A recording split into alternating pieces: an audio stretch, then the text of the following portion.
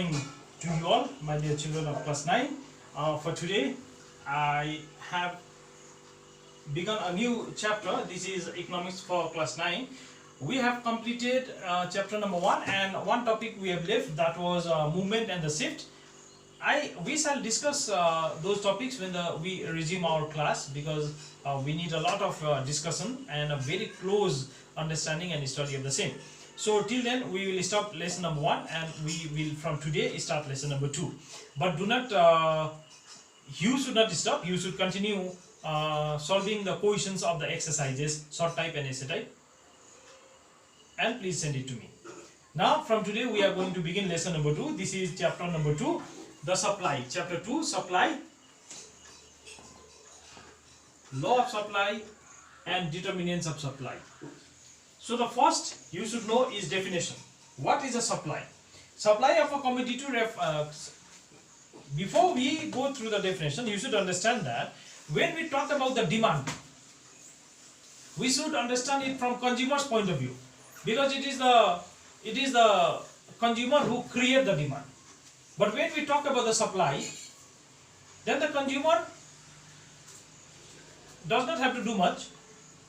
It is the supplier or it is the producer who supplies. So producer is more powerful, and you have to understand from supplier's point of view or the producer's point of view. So what is a supply now? Supply refers to that quantity of a commodity. Supply refers to that quantity of a commodity which a producer is ready to prepare and offer it for sale at a given point of time and price. Okay? Supplier refers to that quantity of a commodity which the supplier is ready to produce and offer for sale at a particular time and price. So this time and price must be mentioned. That's the reason why I have separately written here. Quantity, price and time has to be mentioned there. If it is not mentioned, then a supply is not a supply in our sense, in the sense of our subject. Next is stock versus supply. What is the stock and what is the supply? Stock is a total quantity of a commodity available with the producer. Like a producer may have produced 50 bags. I'm talking about stock. A producer may have produced 50 bags of potato. But is he selling all 50 bags? No. How much is he selling? He is ready to sell or selling. Say for example 40 bags he wants to sell, and 10 bags he wants to keep for himself or for his family. Then out of the entire 50 bag is the stock.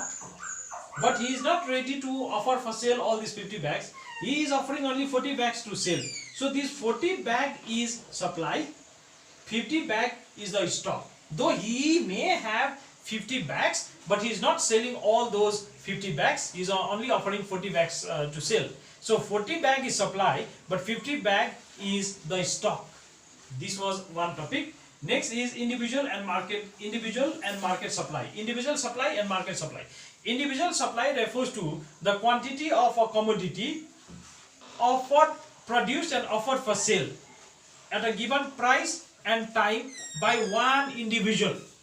If I am a farmer or if I am a producer, whatever quantity I am producing, and if I am offering it to the market for sale, or if I am ready to sell or selling it, then that quantity will be an individual supply that I am supplying.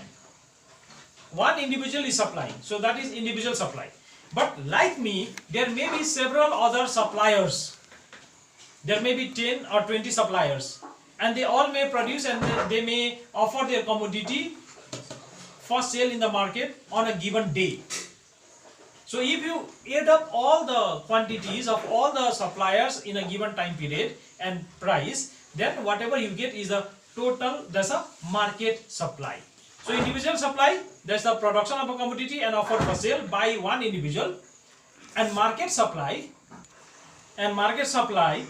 is the total quantity of the commodities produced and offered for sale at a given time and price by all the individuals of a place, by all the producers of a place. So that will be the market supply. So that is the main difference between the individual supply and the market supply.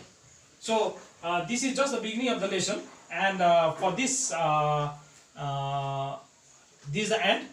In the next video clip one more video clip I'm getting ready to send to you, my dear children, and that will be for the determinants of supply. In that we will be discussing the different determinants of supply, means what factor determine the supply. So till then, try to understand this and keep watching. Thank you.